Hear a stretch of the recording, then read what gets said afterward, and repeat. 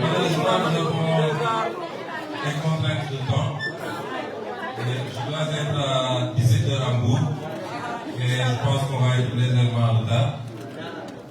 J'avais pas retenu de venir à cette activité. Nous avions eu un consensus hier après discussion. Effectivement, j'avais pris ma parole quand on m'avait informé, mais j'avais pensé que ça se déroulerait peut-être un jour férié ou le vendredi après-midi, puisqu'il était question que je me déplace le vendredi après-midi pour la clôture de la Semaine nationale de la jeunesse. Et finalement, c'est avant-hier, en Conseil des ministres, qu'on m'a rappelé que l'événement s'est déroulé le jeudi. J'ai présenté mes excuses parce que il me semble particulièrement inconvenant de fermer le bureau pendant un jour le jeudi.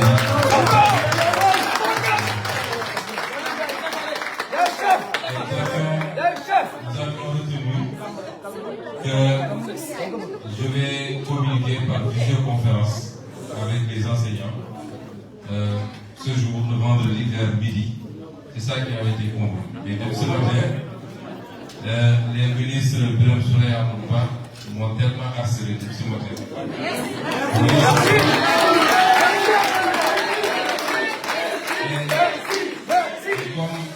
Et comme il se trouve que je devais dans tous les cas sortir pour aller à Hambourg, j'ai dit que je pourrais me permettre ce petit crochet pour vous réitérer. C'est ça le plus important. Vous réitérer au-delà du modèle avec lequel nous partageons cette structure extraordinairement importante pour nous, pour tout le Sénégal qui est le PASTEF, au-delà du modèle, vous dire tout mon attachement à l'enseignant et à la cause enseignante. Le modèle est une structure importante, l'une des premières à avoir été mise en place. Je me rappelle à Hambourg, moi-même je m'étais déplacé pour l'Assemblée générale.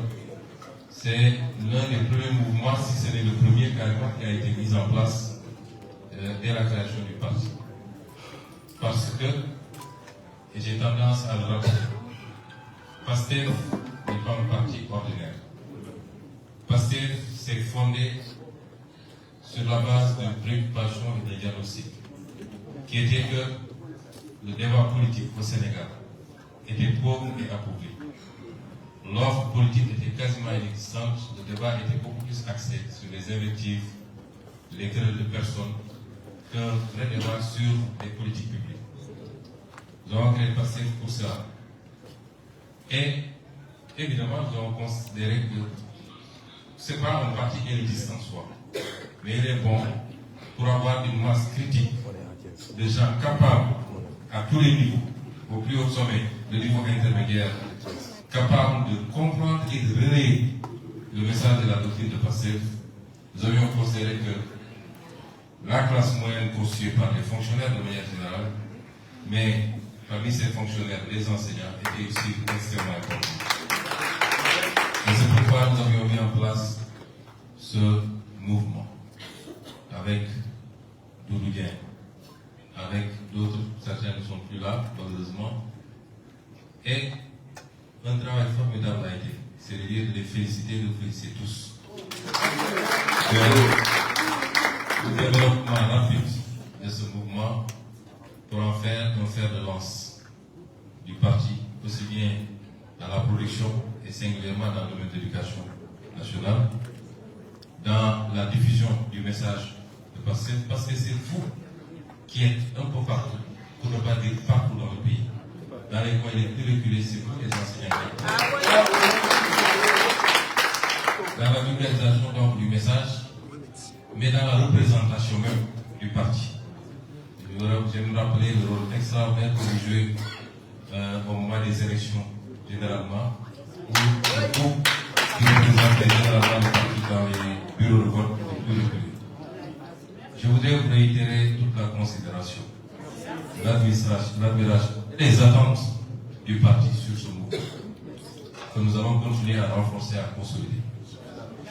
Et la tenue de cet atelier pour célébrer les 9 ans du MONEP confirme et consolide ce que je viens de dire. Dans beaucoup de partis politiques, pour ceux, en tout cas les maigres qui ont au mouvement des enseignants, ce serait beaucoup plus festif que productif. Mais vous avez choisi de faire cette retraite sur 48 heures, de passer en revue les questions essentielles de notre éducation nationale et de venir avec des propositions qui, soyez-en sûrs, seront entendues, écoutées, et pour ceux qui peuvent recouper l'agenda 2050 intégré dans ce que nous sommes en train de faire. Je ne sais pas si finalement le ministre de l'Éducation nationale a pu être présent hier. Et il attend en tout cas ses conclusions avec beaucoup de patience. Chers enseignants, nous permettez au-delà de dire qu'un pays ne se développe pas sans le substrat culturel. La culture, comme disait l'autre, président Senghor, est au début et à la fin de tout œuvre développement. La civilisation en elle-même porte le développement. Il y a des questionnements qu'il faut que nous nous fassions à nous-mêmes. Quel est notre modèle réel adossé à un socle socioculturel très fort? Ça a été dit ici et je me réjouis de voir que ça a été abordé dans vos documents. Nous avons un problème de modèle, un problème systématique. Notre système d'enseignement ne répond pas à notre âme, notre être, nos convictions. Socle de valeur, notre système d'enseignement ne répond pas à cela. Je disais l'autre jour, lors du lancement ou de la clôture de la semaine des Dara, que, en réalité, nous avons fait la vision 2050, qui peut porter une partie de nos aspirations de restructuration ou de remise en cause fondamentale du modèle, mais sur le plan économique, sur le plan financier, sur le plan des politiques, d'un certain nombre de politiques publiques. Mais il y manque un élément extrêmement important, c'est l'élément culturel, socio-culturel. Et c'est cela qu'il faut attaquer maintenant. On a parlé de l'éducation nationale avec nos langues nationales. Ça, c'est un projet qui nous est extrêmement cher. On perd énormément de temps. Une étude a montré que c'est entre 5 et 8 ans qu'un jeune Africain perd à essayer de posséder une langue étrangère.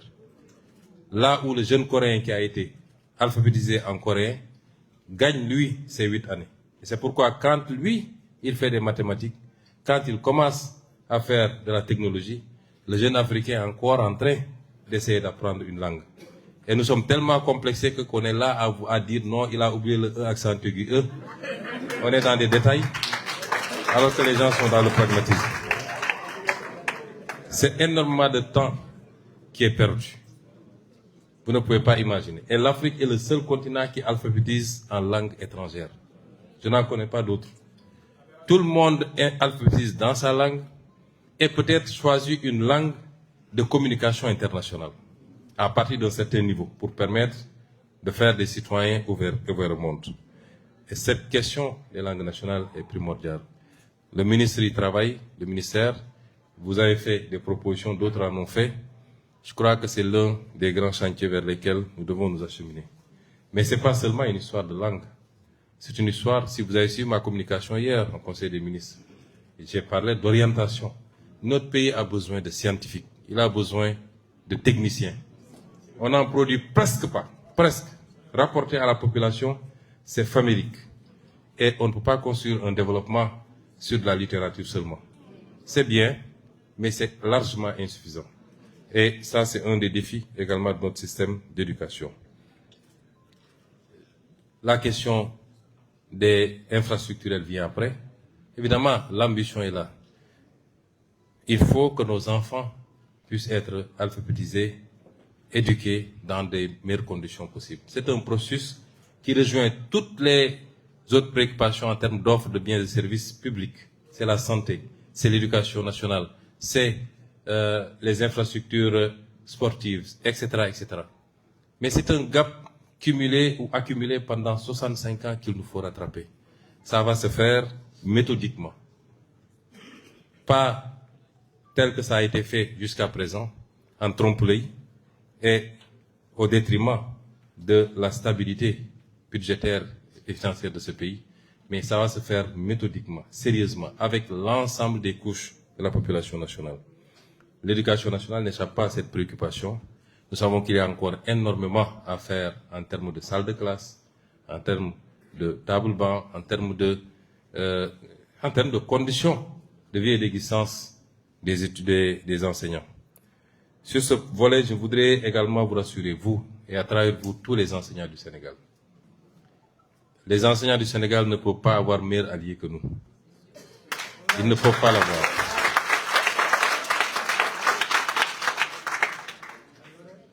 Je suis convaincu qu'il n'y a pas de considération politique ou politicienne dans ce qui se passe. Je le souhaite très fortement. Mais si on met de côté cet aspect, l'objectivité voudrait que tout le monde reconnaisse qu'en 2 ans, les actes que nous avons posés en faveur des enseignants et de l'enseignement, en 12 ans, le régime précédent n'avait pas posé la moitié de ces actes. En 2 ans.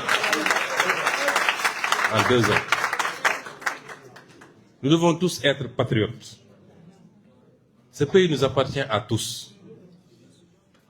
Et un intellectuel, je parle d'un intellectuel, et je considère que tous ceux qui sont dans cette salle, et tous les enseignants le sont, un intellectuel ne peut pas être face à une réalité qu'on lui démontre, qu'on lui présente, parce que nous n'avons rien à cacher, nous sommes une maison de verre, sur la situation du pays, sa capacité, ce que nous pouvons, ce que nous ne pouvons pas, tout de suite, dans 6 mois, dans 1 an, dans 10 ans. Et cet intellectuel me dit, ça c'est pas mes préoccupations, débrouillez-vous, moi voilà ce que je veux, vous le ferez ou j'arrête les enseignements. Ce n'est pas responsable. Et j'en appelle à tous les enseignants, parce que je n'ai pas l'impression qu'une bonne restitution soit faite à la base enseignante de ce qui se passe. J'en appelle à tous les enseignants. Nous sommes une maison de verre. Et écoutez les relations qu'on fait, des discussions que nous avons avec vos leaders. Et vous comprendrez que nous avons énormément fait. Nous allons continuer à faire. Tous les engagements que nous avons pris, s'il plaît à Dieu, nous les respecterons. Sur un mandat de 5 ans, en 2 ans, on a fait plus de la moitié des engagements. Et vous nous dites tout de suite et maintenant, prenez le cas de la réforme du système de rémunération. Moi, je n'ai pas peur de ce que je dis. Depuis que je suis opposant, depuis l'opposition, j'ai toujours dit que le système de rémunération présente beaucoup d'injustices et d'inéquités. Il faut le réajuster. Je l'ai toujours dit et je l'assume. J'ai été fonctionnaire et j'ai toujours dit, le fonctionnaire que j'étais, qui était très largement privilégié par rapport à d'autres fonctionnaires, j'ai fait des conférences pour les enseignants, pour leur dire que je considère que le système n'est pas juste. Et que ce système, il va falloir le fondre et le changer. Et nous le ferons. Nous sommes en train d'y travailler. Inch'Allah. Mais vouloir me dire, parce que quelque chose d'aussi fondamental, d'aussi important, sur presque 200 000 fonctionnaires, vouloir me dire qu'en 1 mois, en 6 mois, il faut faire cette réforme, je dis non. Nous prendrons le temps. Les comités sont en train de travailler. Un travail a été fait en 2013 ou 2014. Le dossier avait été mis dans les tiroirs. Ce dossier n'est plus d'actualité, mais il sert de base de travail. Le comité est mis en place au niveau du ministère des Finances. Il va rendre ses conclusions. Et nous ferons ce qu'il y a à faire pour un système de rémunération plus juste, plus équitable. Justice et équité ne signifie pas que tout le monde va avoir exactement la même chose. Ça n'existe nulle part dans le monde. Même le Seigneur ne donne pas la même chose à tout le monde. Pourtant, il le pouvait. Mais qu'on ait un système et des écarts beaucoup plus justifiables, un système plus juste, pour valoriser chaque corps, pour que les gens soient motivés. à rester enseignant, à rester infirmier, à rester médecin. Parce que c'est des métiers tout aussi importants que le métier d'inspecteur des impôts, le métier d'inspecteur du trésor. Ça, il faut le faire. Et c'est à cela que nous sommes en train de nous atteler. Plus toutes les autres questions. Et il faudrait qu'on sache raison garder. Parce qu'il ne faut pas pousser les gens à bout. On parle de ponction sur les salaires. J'ai une seule réserve, un seul problème. Que des gens qui n'ont pas été grévistes puissent subir les ponctions. Ça, on ne peut pas l'accepter. Et j'ai donné des instructions fermes au ministre de l'Éducation nationale. Et je l'ai rappelé hier en Conseil des ministres. Qu'il m'est parvenu que des enseignants qui n'avaient pas fait de grève ont subi des ponctions. Vérifiez-moi ça et restituez à ces enseignants leur dû si effectivement ils n'ont pas fait de grève. Mais en dehors de cette réserve, il faut qu'on s'entende sur une chose. Quand un enseignant exerce son droit légitime de dire je vais aller en grève, malgré tout ce qu'on a mis sur la table, et au détriment des petits qui n'ont rien fait eux, de leur avenir et de leur scolarité, il assume sa responsabilité et il le fait en vertu d'une base légale que nous connaissons. Et je ne m'en plains pas. Je le déplore, mais je ne m'en plains pas. Mais de la même manière, quand l'État, en vertu des mêmes textes, des mêmes bases légales, dit que celui qui n'a pas travaillé ne mérite pas une rémunération, je ne vois pas pourquoi il faut aller pleurnicher partout. Ce n'est ni un délit, ni un crime, c'est l'exercice réciproque de droits conférés aux uns et aux autres. Et donc, vous ne pouvez pas, on ne peut pas me dire logiquement, je vais faire 20 jours de grève dans l'année, mais à la fin du mois, donnez-moi tout ce que vous devez me donner en termes de salaire, même si je n'ai pas été enseigné. Même en tant que croyant, nous devons refuser ça. Parce que c'est un salaire indu. Le salaire qu'on perçoit en restant tranquillement chez vous, c'est un salaire indu. Et donc, à partir de ce moment, ce ne sont pas des situations souhaitables. Je ne suis pas pour le contentieux ou le conflit. Et j'ai donné des instructions très fermes pour qu'on reste très ouvert et qu'on dialogue. Jusqu'à la fin de ce mois-ci, le débat s'est posé. Le ministre est intervenu pour dire, oui, on est presque arrivé à un accord, il ne faut pas ponctionner, etc. J'ai dit, depuis la dernière ponction jusqu'à maintenant, on a eu 1 mois. On avait tout le temps de stabiliser un accord et d'avancer. Vous savez, les gens, quand ils font la guerre, ils négocient. Tant que l'accord n'est pas parfait, les missiles continuent de tomber de part et d'autre.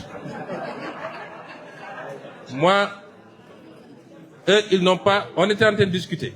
Rencontre avec le ministre des Finances, ils en sortent satisfaits. Avec le ministre de l'Urbanisme, ils sont sortis satisfaits. Ils pouvaient dire donc, on n'enclenche pas un nouveau plan d'action, le temps de conclure. Mais ils ont continué le plan d'action. Et on me dit, moi, mes missiles, je vais les garder. Non, je ne les garde pas. Et j'ai été...